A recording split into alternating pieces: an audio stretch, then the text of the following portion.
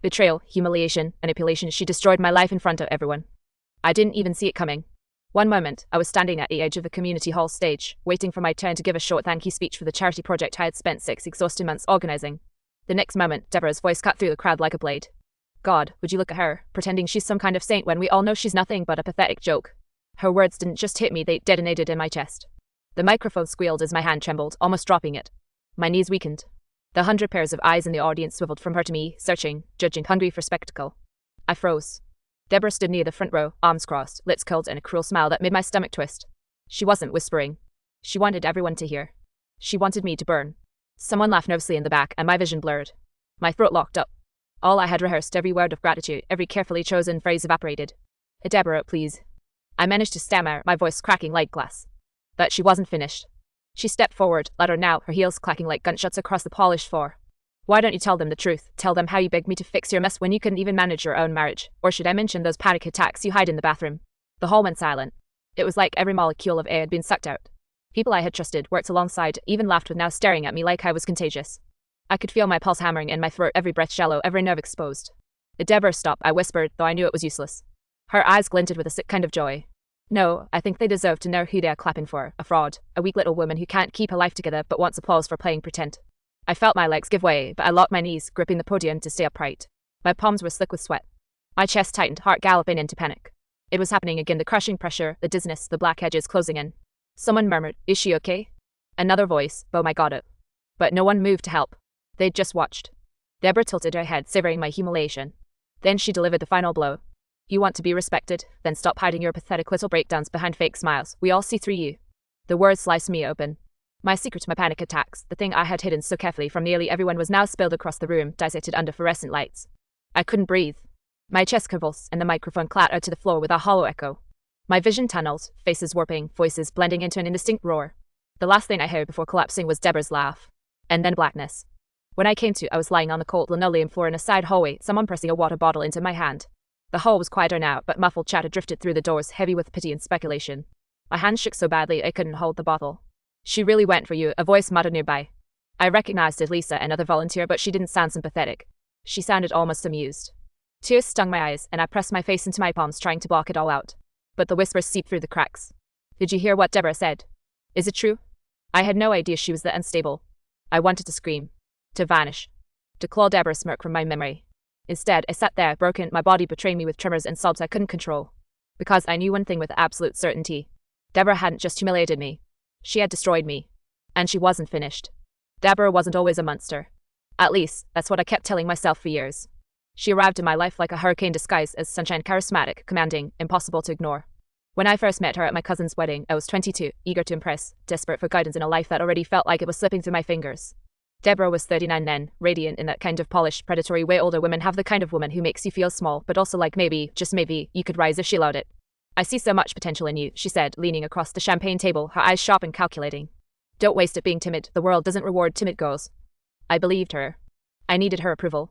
Over the next few years, our relationship grew like a vine, entwining itself into every corner of my life.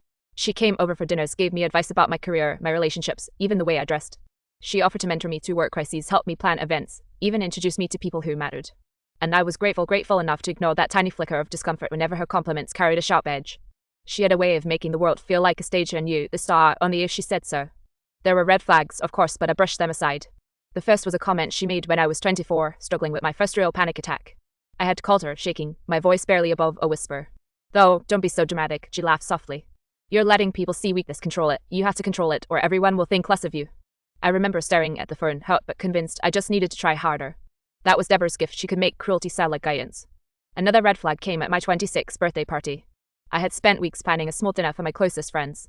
When I arrived, Deborah had arrived hours early, rearranged the seating, and invited people I didn't know. I just thought it could be bigger, she said, smiling that sharp, cold smile. That night, I went to bed feeling like my own life had been intruded upon, but I told myself I was overreacting. After all, she was my mentor. Even my family was sucked into her orbit. My mother adored her, always thanking her for helping me become more confident. My father, more skeptical, warned me to keep my distance, but I waved him off, embarrassed to confront the reality that someone I trusted could also be manipulative. Then there were the small humiliations I chalked up to jokes. She'd make comments about my clothes, my manners, my weight, all under the guise of helping me improve. People laughed. I laughed. I hated myself for laughing along. By the time she started attending my charity events, Deborah had essentially become the shadow behind my spotlight.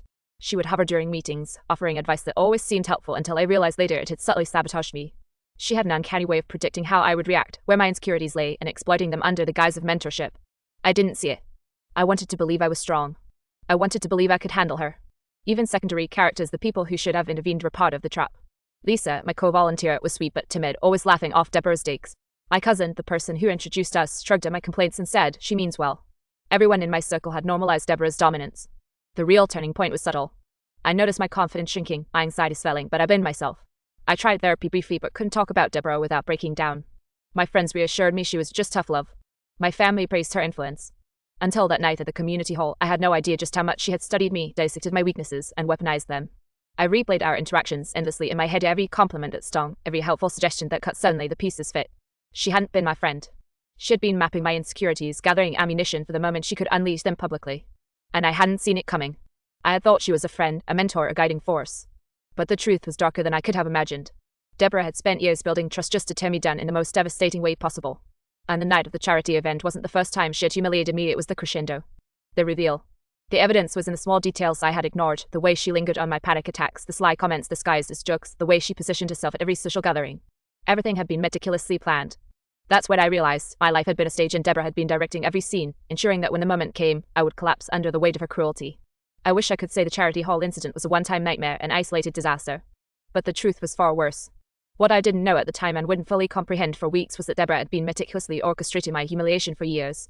Every word, every glance, every friendly piece of advice had been calculated. I had been living in a trap I couldn't even see. It began with an anonymous email I received 2 nights later, after my panic attack had left me curled on the bathroom floor, trembling and shaking. The subject line read, "Just in case you forgot who's been watching." My hands shook as I opened it and my stomach dropped. Photos. Videos. Screenshots. Every private breakdown I had ever confided in Deborah or even shown in weakness was catalogued like evidence in a dossier. There were emails, texts, and even photos she had taken without my knowledge, moments when I thought I was alone, moments when I had been vulnerable. Each file was accompanied by biting commentary in her handwriting, weak, clingy, pathetic. I could feel my chest tightening, tears streaming before I even processed the words. She hadn't just humiliated me publicly, she had been preparing for it for years, gathering proof of every insecurity she could exploit. Every panic attack, every tear, every whispered cry of frustration, it had all been fodder for her game.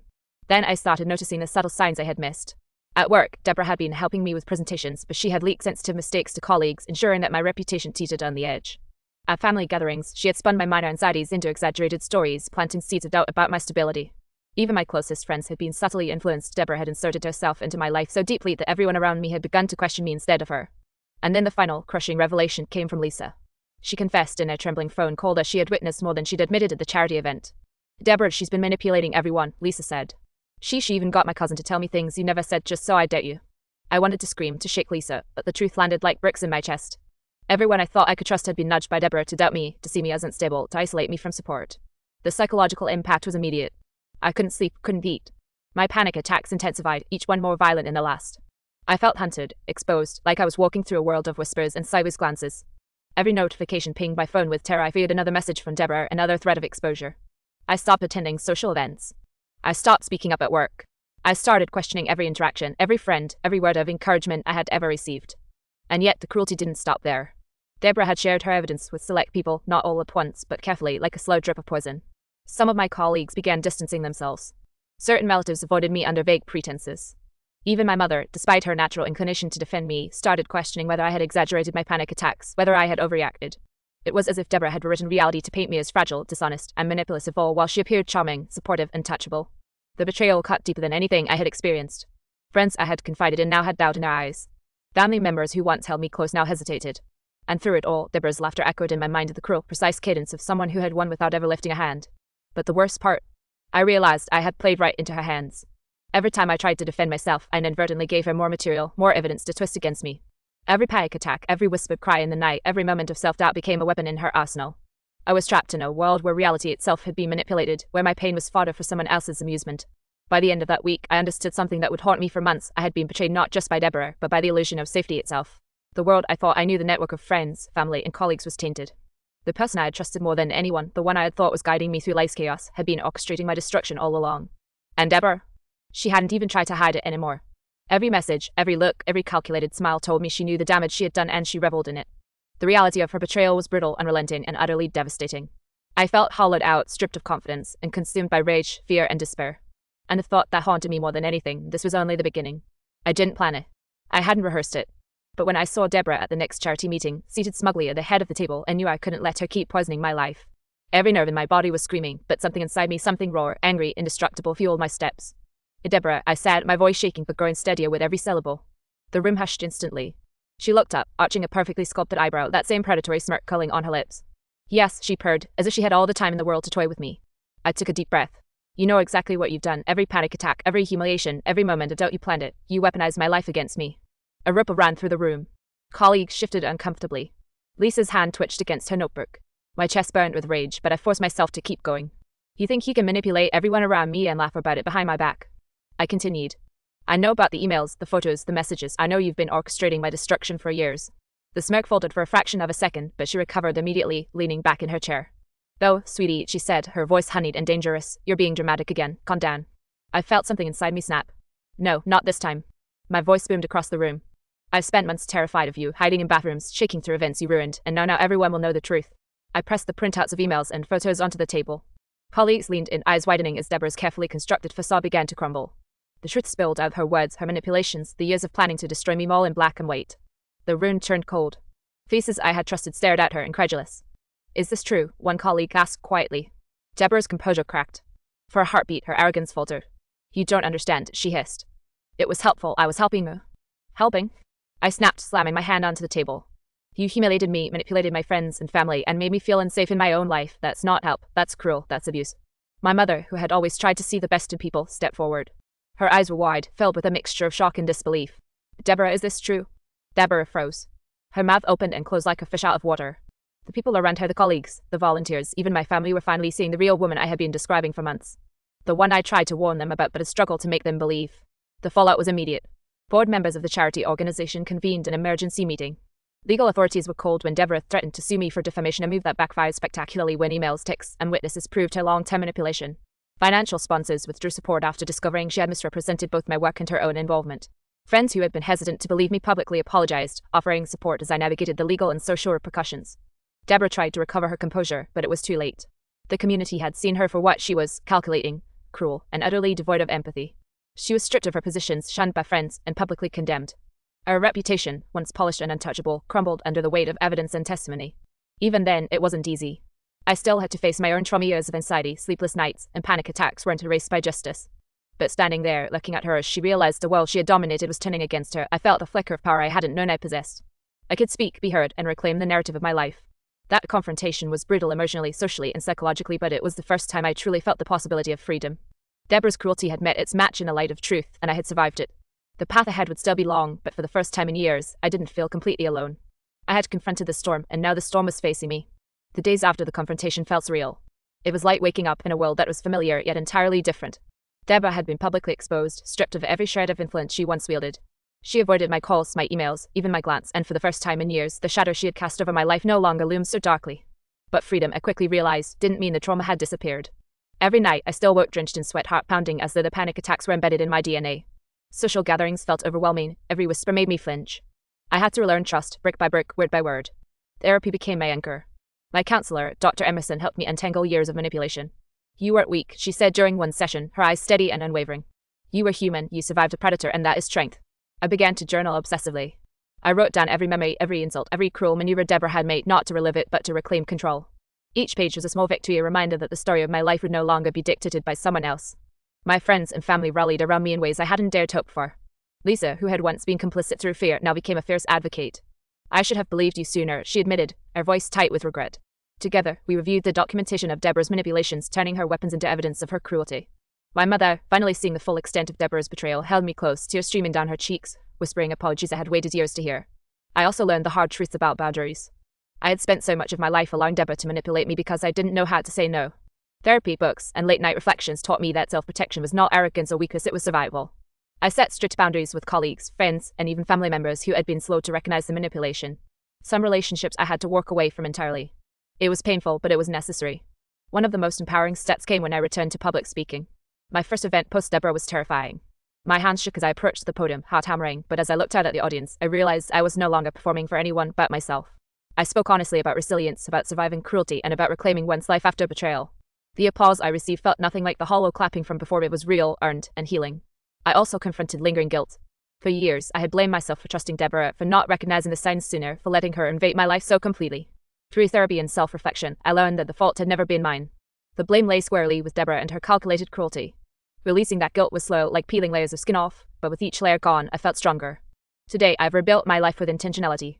I volunteer, yes, but now I lead projects with clear boundaries and trusted teams. I nurture relationships that are reciprocal and honest. I still experience moments of fear or doubt, but I face them armed with knowledge, support, and a growing confidence in my own resilience. I've also learned to recognize manipulation before it gains a foothold. A single flash of insincerity, a subtle jab masked as a compliment, or the faintest hint of control. I see it now. And I protect myself fiercely. Most importantly, I've learned that survival is not enough. Thriving is possible even after being broken. My voice, once drowned in fear, now carries weight. My story, once twisted by Deborah's cruelty, now belongs to me entirely. I look back on that dark period with a complex mix of pain and pride. Pain for the suffering I endured, for the years I lost to fear and anxiety. Pride because I faced a predator, exposed her, reclaimed my life, and walked forward with hard-won wisdom. Deborah's shadow may have touched every corner of my life, but it no longer defines me. I am no longer the timid, manipulated girl she preyed upon. I am the woman who survived, who fought back, and who learned that even after unimaginable betrayal, life can be rebuilt and sometimes rebuilt stronger than ever.